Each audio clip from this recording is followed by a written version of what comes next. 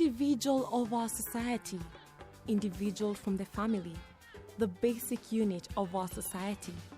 But does the individual family or society turn out as expected? Take an expectant woman, for example. She pictures a happy and healthy family.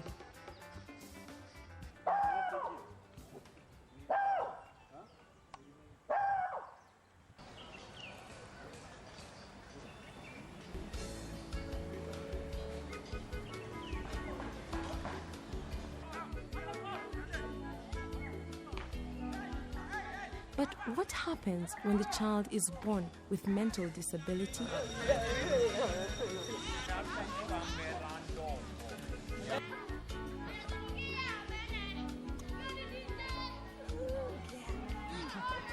The Disability Act states that persons with disabilities are entitled to enjoy all the rights and freedoms set out in the Bill of Rights and to fully participate in society.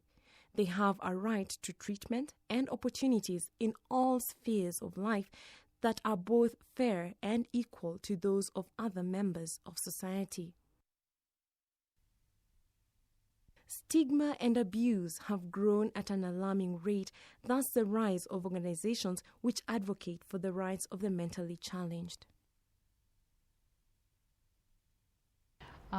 Kenya Society for the Mentally Handicapped is an organization that works with persons with mental disability, their parents and families. The role of the society is to try and find out what problems they are facing that is different from the normal or the common persons, and again from the other persons with other types of disabilities.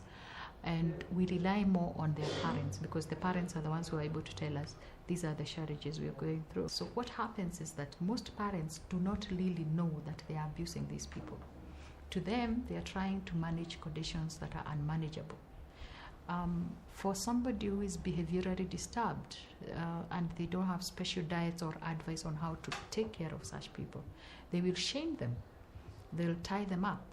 So the intention is not basically to harm them, but the intention is to sort of manage a condition that they are unable to manage. The issue of sexual violation, again, from many aspects, we still look at it from lack of services. We talk about protection. Everybody has a right to protection by the government. How do you protect people who are hidden? How do you protect people whom, even when they are sexually violated, cannot have their statements seconded to the police by their human leaders or their caregivers? So what happens is that most of those who violate them will keep on going scot-free. And finally, their vulnerability will be understood or misunderstood as an area where it's free for all. So in family situations, if people want to sexually violate these people, they know finally they won't go far in their pursuit for justice. But my opinion is, first of all, to first of all identify with them as human beings, understand their special needs, understand that the area they are identified and the area interventions are introduced, the better.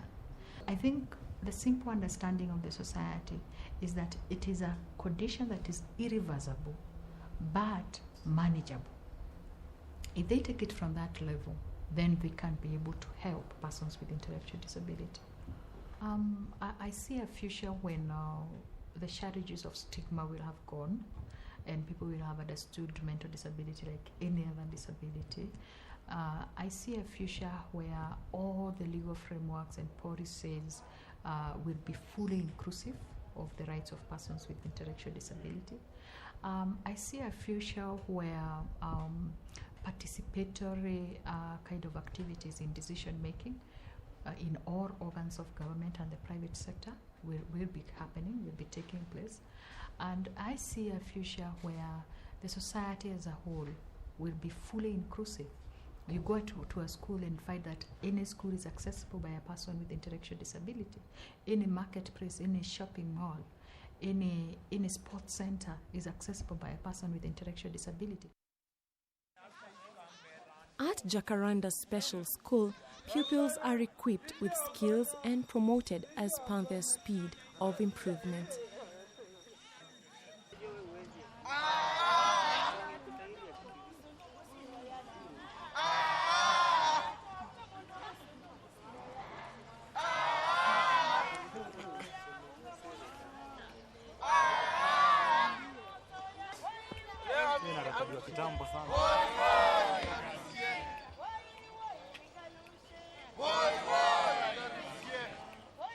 Yeah, Jacaranda Special School is one of the oldest schools in East and Central Africa for persons with intellectual disabilities. It was started in 1948 by the armed forces officers who were fighting in the Second World War. We admit from nursery going age, and that is 5 years, so we have children in the nursery. Age really is one of the factors that we follow, but it's not a determinant factor. We follow the functional level of that individual, because there are stages in development that a person has to go through from birth up to adulthood. And these stages are assessed, and we see where you are not functioning at the level of your peers. And so we consider all that, and then we come up and say, okay, he's operating at this level, so you are placed according to the level that you operate on.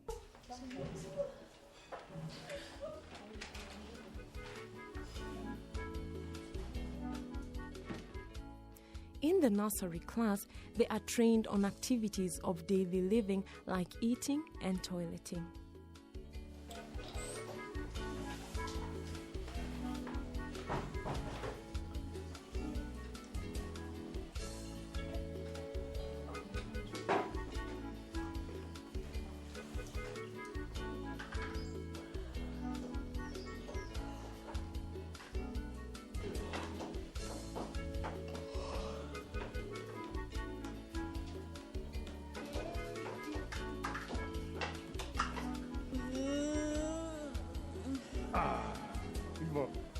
Now,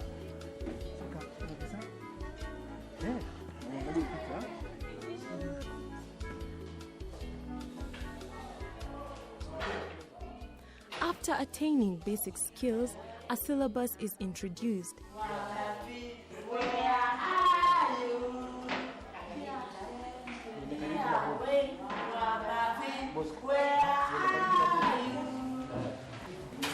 Here, they are trained on numbering, color identification, and how to differentiate various shapes.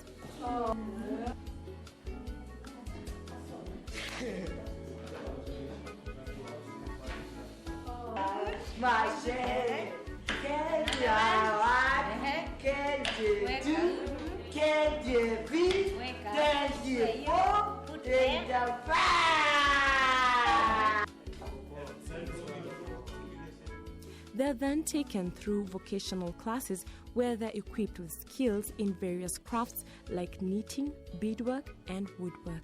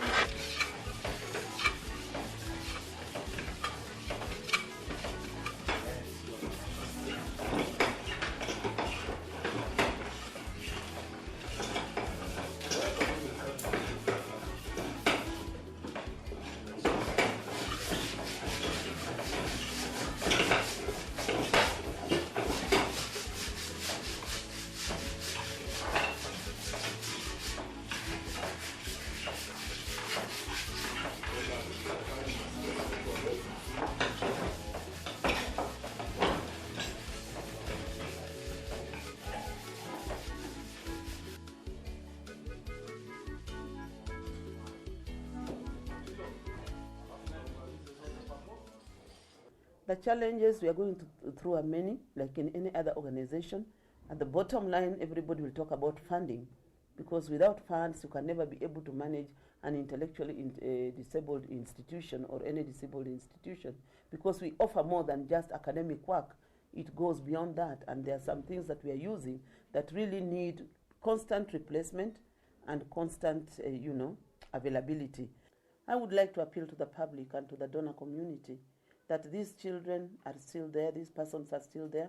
They need their support in order for them to get to develop their potentials to the fullest level. They need all the support of everybody, and if they can be able to provide for them, then they can be able to develop those skills that they have to the fullest, so that they can live as independent life. After attaining basic skills in the various crafts, they are promoted to the sheltered workshop. In this workshop, we make fashion jewelry, necklaces, earrings, bracelets, and other like products made from clay, brass pieces, glass beads, and other jewelry materials. We do make this jewelry for sale. It's a way of providing employment to our graduates who have come from the special school. First, we train them and offer them wage employment, meaning you earn a different wage each month, and it all depends on the amount of work available.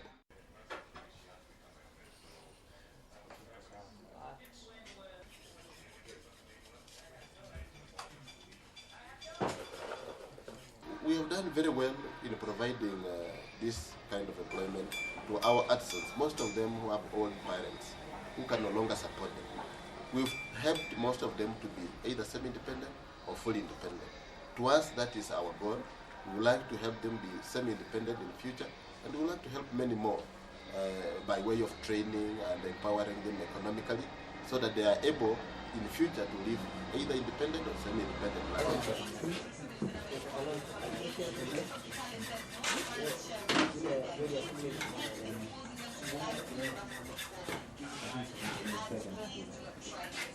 Our customers have been overseas partners, which we have 2 in Canada, 2 in USA, and 1 in UK. We've had a very good response from the entire clientele, in the sense that they are even willing to introduce us to other people. They've also brought friends. Those who buy for the first time, they make sure they come with friends so that they're able to support us by buying our products. And some of them even do not want to hustle about the price. They merely buy at whichever price we offer, meaning they are able to understand that by buying that product, they are assisting us to help the mentally challenged. The journey of 1,000 miles begins with one step, and institutions like the Jacaranda Special School and the Kenya Society for the Mentally Handicapped have made the first step towards a stigma-free society.